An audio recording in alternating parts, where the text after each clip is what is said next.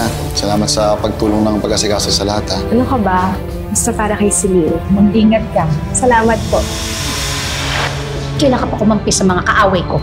Tita Jovita. She has some mission and you were supposed to help her aside from being my eyes and ears.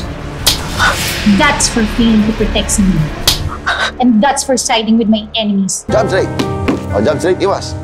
Iwas! Yan! Oo, galing, ha? Kuya, yan talaga yung pangarap mo, no? Oo. Bata pa lang ako.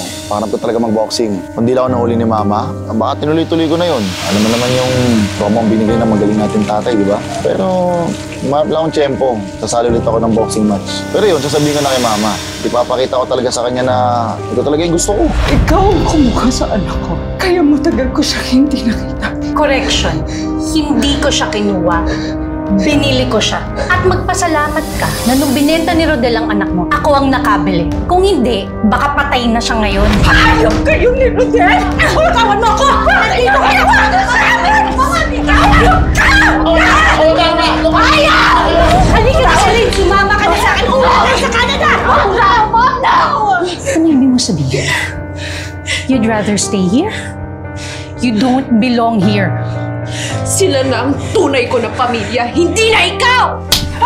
Talagang napaka-espesyal naman ang araw na to dahil hindi lang ito birthday mo.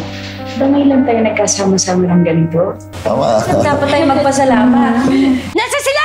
Umalis sila? Iniwan nila ako! Iniwan ako ni Celine! Ha? Ah! That stupid girl! Pagkatapos ko siyang bihisan, gawing tao ito ay gaganti niya sa akin? 1, 2, 3! Yan na! Yan na! Happy birthday! Surprise! Anong ginagawa mo dito? Sino nagsabi na pumunta ka dito? Pumunta ako dito para humingi ng sorry sa inyong lahat. Sa'yo, Ina, kay Chopet, kay Miss Yoli, at sa'yo, anak. Sana mapatawad niyo ako sa lahat ng mga nagawa ko.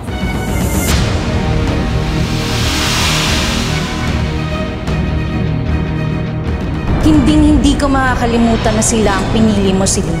Wala kang utang na loob. Mamamatay kayong lahat!